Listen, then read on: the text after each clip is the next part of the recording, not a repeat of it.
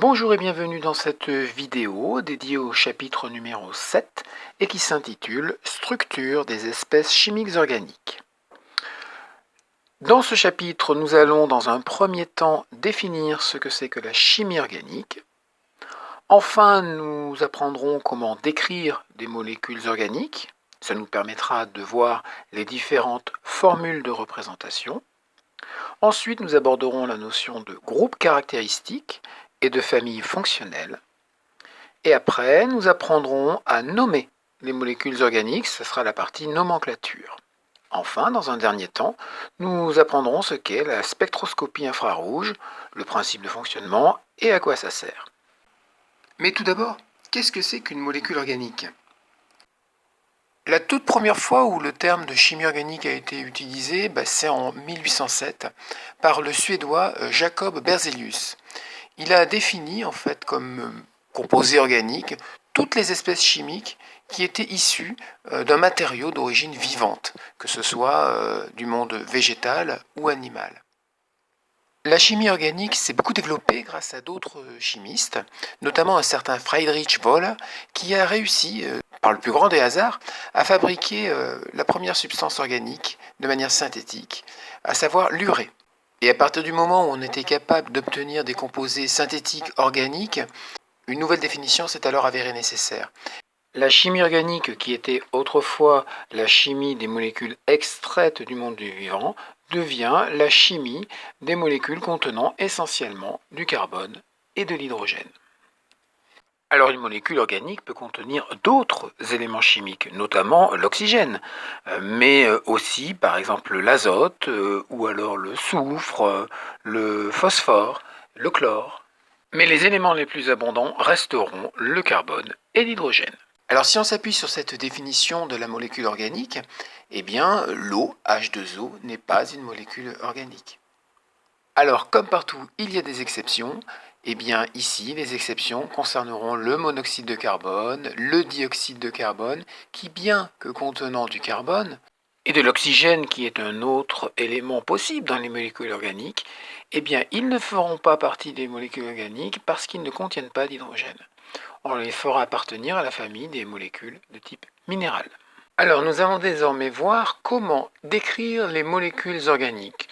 Alors dans un premier temps, ça va être des révisions sur les différentes formules de représentation. La première, vous la connaissez depuis le collège, c'est la formule brute. C'est la représentation la plus simple d'une molécule. C'est celle où vous allez donc accoler les symboles chimiques des atomes présents dans la molécule et en indice, vous allez marquer le nombre d'atomes contenus dans cette molécule. Bien évidemment, cette formule brute ne nous donne pas beaucoup de renseignements. Elle nous donne simplement la composition de la molécule en nature et en nombre.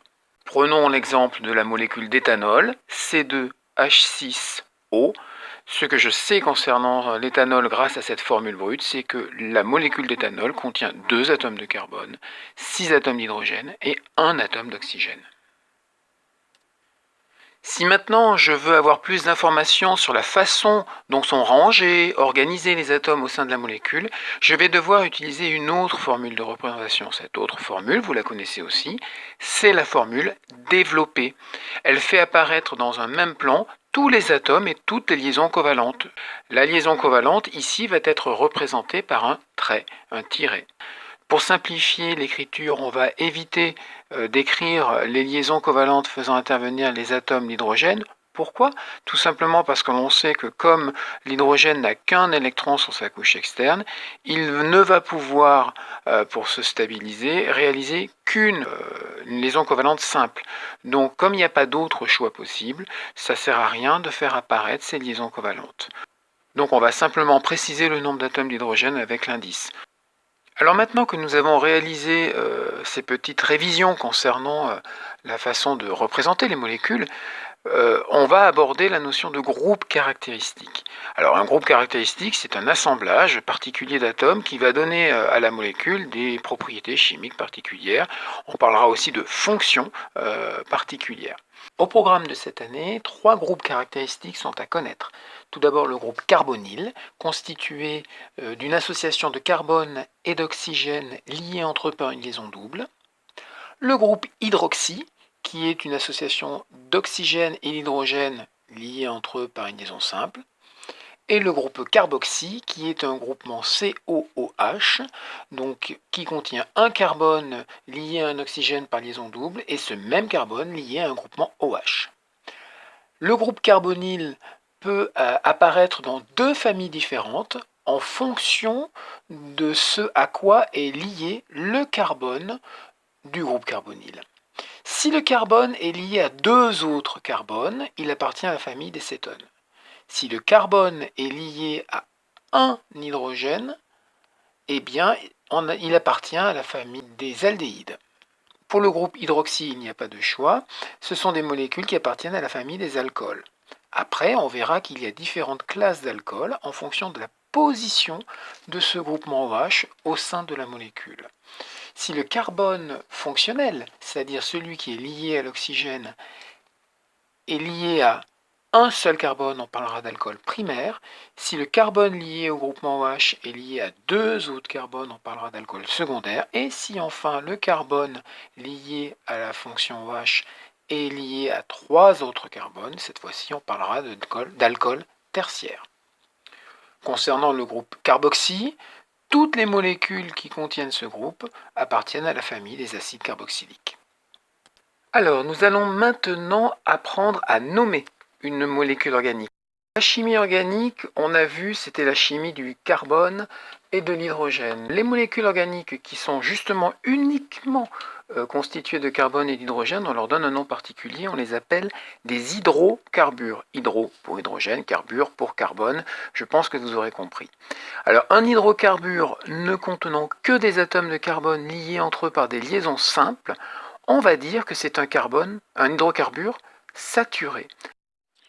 Les autres cas possibles, c'est-à-dire les hydrocarbures possédant des liaisons multiples ou alors une chaîne carbonée qui se renferme sur elle-même, seront appelés des hydrocarbures insaturés. Alors cette notion d'insaturation est liée au nombre d'hydrogène maximum que l'on peut avoir au sein d'une molécule. Nous allons désormais apprendre à nommer les molécules organiques. Alors, les molécules organiques les plus simples, les hydrocarbures les plus simples, en tout cas qui ne contiennent que du carbone et de l'hydrogène et qui n'ont aucune liaison double, eh bien, ce sont les alcanes. Il existe deux types d'alcanes. Tout d'abord, les alcanes acycliques, qui se subdivisent en deux parties. Les alcanes linéaires, tous les carbones sont les uns à la suite des autres.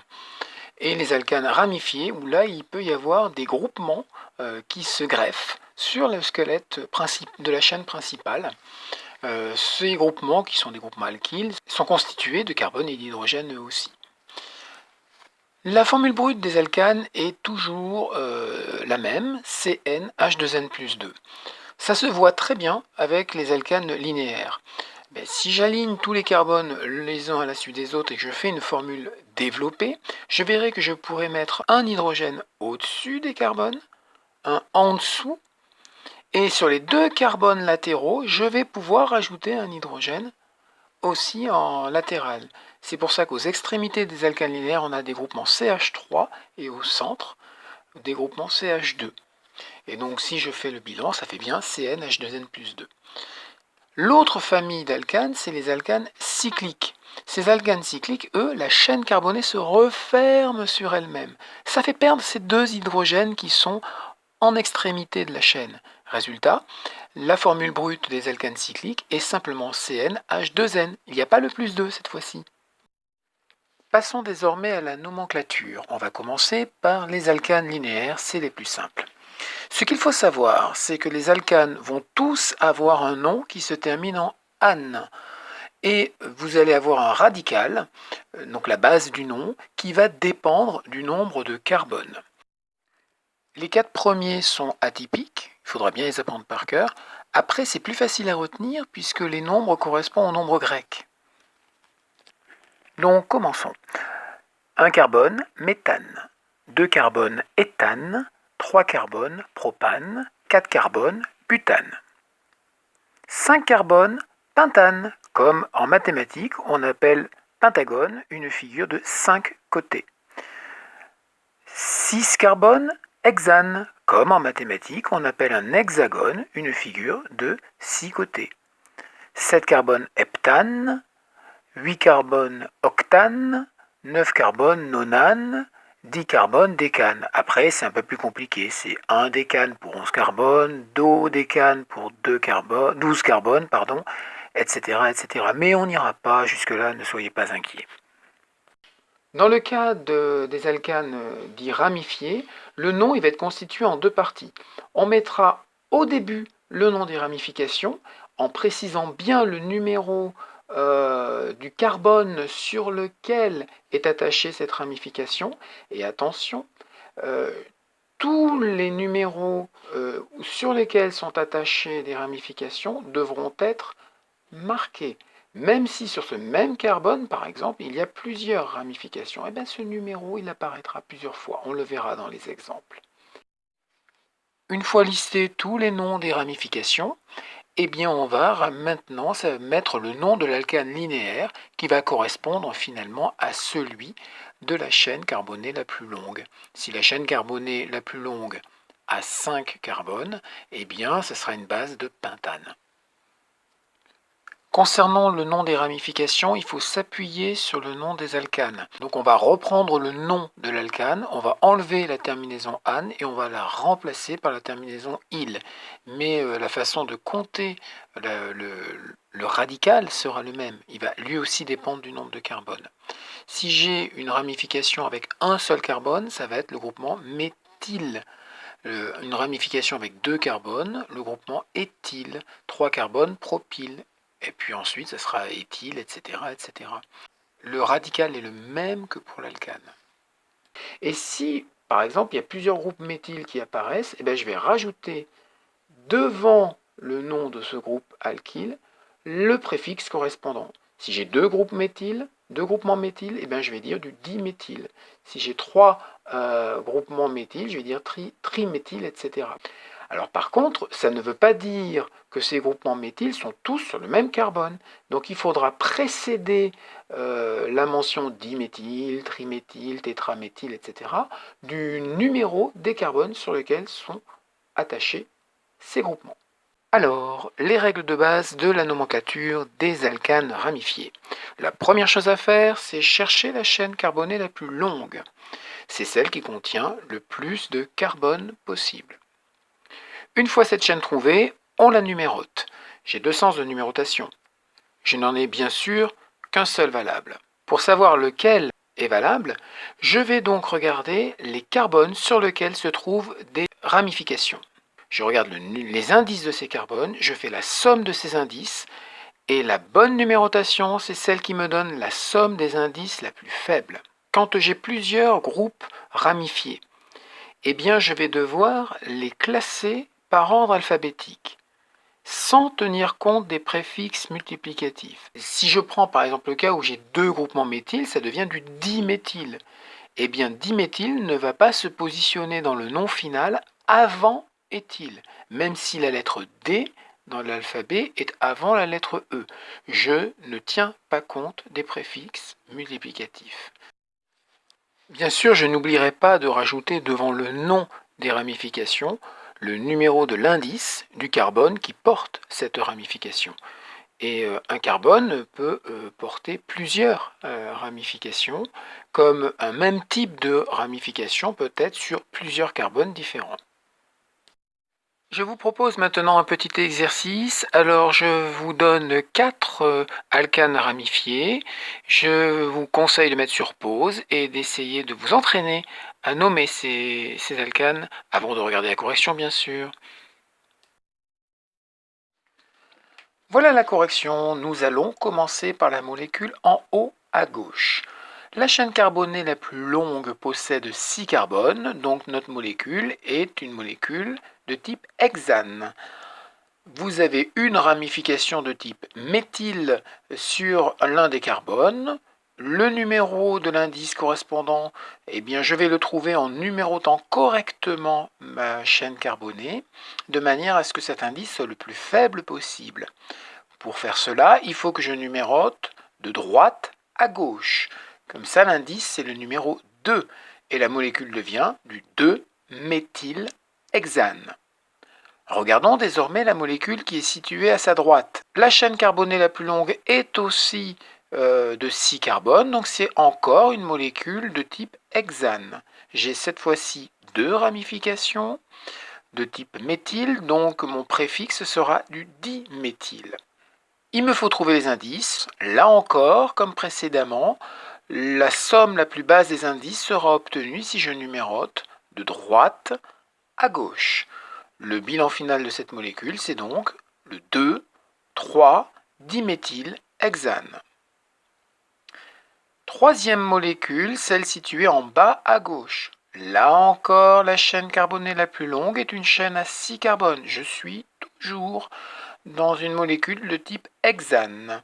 J'ai 2 ramifications de type méthyle, j'aurai donc du diméthyle, et j'ai aussi une ramification de type éthyle. Alors attention, si je regarde la numérotation, il vaut mieux là encore la numéroter de droite à gauche pour avoir la somme des indices les plus faibles. Mais maintenant, comment positionner mes ramifications ? Comme le coefficient multiplicateur ne compte pas, la lettre D de diméthyle ne doit pas être prise en compte. Je dois donc comparer le E de éthyle et le M de méthyle. C'est donc le groupement éthyle qui sera nommé en premier. Donc le bilan final, c'est du 3-éthyle de 2-diméthylhexane. Enfin, regardons la dernière molécule. La chaîne carbonée la plus longue est à 4 carbones, donc on est sur une base de butane, et je n'ai qu'un groupement méthyle. Alors regardez bien, je n'ai pas à mettre l'indice du carbone portant le groupement méthyle, parce que je n'ai pas le choix. Si je change ce groupement méthyle et que je le place sur le carbone qui est adjacent à gauche, sur cette formule semi-développée, en fait, si je retourne la molécule, je retrouve la même. Par conséquent, je peux affirmer qu'il n'y a pas d'autre position, il n'y a pas d'autre méthylbutane qui puisse exister. Je n'ai pas besoin de préciser l'indice dans ce cas. Nous allons désormais nous intéresser aux règles de nomenclature pour les molécules qui possèdent un groupe caractéristique. On les a vues tout à l'heure, ce sont les molécules appartenant à la famille des alcools, des cétones, des aldéhydes, des acides carboxyliques. Alors pour tous ces composés, eh bien, la fonction est prioritaire lorsqu'on regarde les règles de nomenclature. Donc on prendra la chaîne carbonée principale qui doit obligatoirement contenir la fonction, le carbone lié à la fonction. Commençons par les alcools. On pourrait dire qu'un alcool est un alcane sur lequel un des groupes d'hydrogène a été remplacé par un groupe hydroxy, OH. Alors, pour nommer l'alcool, je dois chercher la chaîne carbonée qui contient le carbone portant le groupe hydroxy. Ce carbone est appelé carbone fonctionnel. Et la numérotation de la chaîne carbonée doit toujours être faite de la même manière, c'est-à-dire que je dois mettre le plus petit numéro au niveau du carbone fonctionnel. Alors des fois, vous aurez plusieurs fonctions, il y aura un ordre de priorité entre les fonctions, mais ça, on vous le donnera au cas par cas. Il est parfois nécessaire d'indiquer la position du groupe alcool, du groupe hydroxy, parce qu'en fait on peut avoir ce qu'on appelle des isomères. Je vous rappelle, des isomères ce sont des molécules qui ont même formule brute, mais des formules développées différentes. Eh bien, ce numéro indiquant la position du groupe hydroxy, elle va se placer entre le suffixe -ane et le suffixe -ol. Alors, un petit exercice d'application comme tout à l'heure, je vous laisse mettre sur pause la vidéo pour pouvoir prendre le temps de la réflexion. La première molécule, la plus en haut, on voit que la chaîne carbonée possède 3 carbones, donc on est sur la base du propane, et que le groupement hydroxy est sur le premier carbone.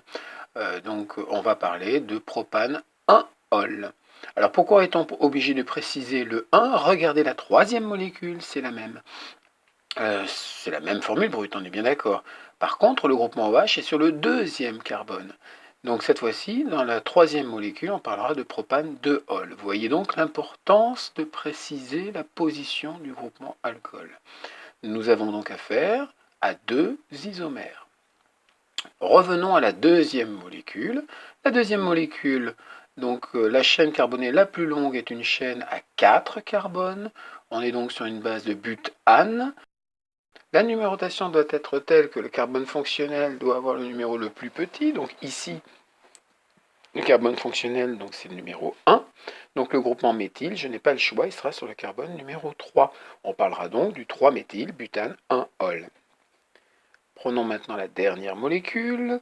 Vous voyez que le carbone fonctionnel là semble être sur une ramification, donc c'est un piège. Il faudra bien faire en sorte de ne pas se tromper sur la chaîne carbonée.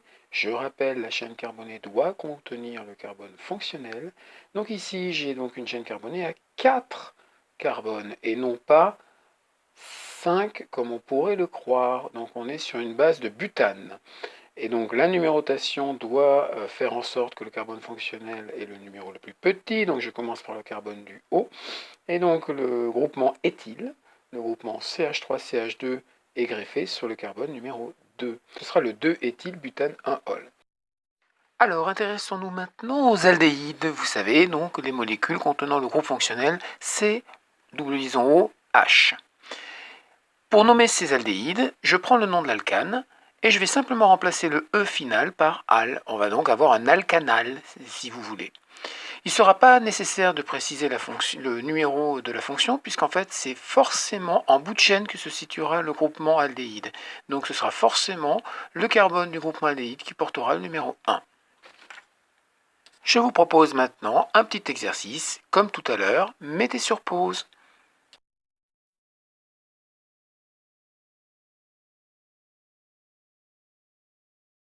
Alors commençons la correction, en commençant bien entendu par celle la plus en haut. On voit que la chaîne carbonée la plus longue est située à 5 carbones, donc c'est une base de pentane. Je dois prendre comme référence le carbone de la fonction aldéhyde, donc je n'ai pas le choix. Le groupement méthyle qui apparaît dans cette molécule est situé sur le 4e carbone, donc ça donne du 4-méthylpentanal. Pour la molécule suivante, je suis sur une base de 3 carbones, donc du propanal. Comme je suis obligé de numéroter par rapport au premier carbone, le groupement méthyle est sur le numéro 2, mais je n'ai pas besoin de le préciser parce que ce groupement méthyle ne peut pas être sur un autre carbone. Il ne peut pas être sur le carbone de la fonction, mais il ne peut pas non plus être sur le dernier carbone restant puisque ça rallongerait la chaîne carbonée. Donc ici, pas besoin de dire que le méthyle est sur le groupement 2. Donc c'est bien le méthylpropanal. Et enfin, la dernière, il y a 2 carbones sur la chaîne carbonée, c'est forcément de l'éthanal. Voyons désormais les cétones. Les cétones sont des molécules qui contiennent le groupement C double liaison O, mais le carbone, attention, n'est attaché qu'à d'autres atomes de carbone. Donc là, pour pouvoir nommer les cétones, eh bien, je vais remplacer le E final du nom de l'alcane par le suffixe -on.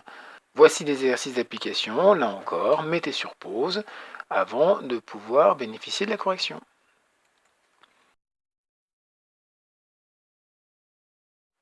Voilà, voici la correction. La chaîne carbonée la plus longue sur la molécule située le plus en haut est de 6 carbones, donc on a une base d'hexane.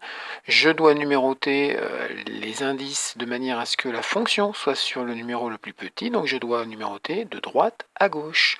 La fonction cétone est donc sur le carbone numéro 2 et le groupement méthyle sur le 3. Ça nous donne du 3-méthylhexane 2-ol. Pour la molécule située en dessous, j'ai 4 carbones sur la chaîne carbonée principale. Donc on est sur du butane.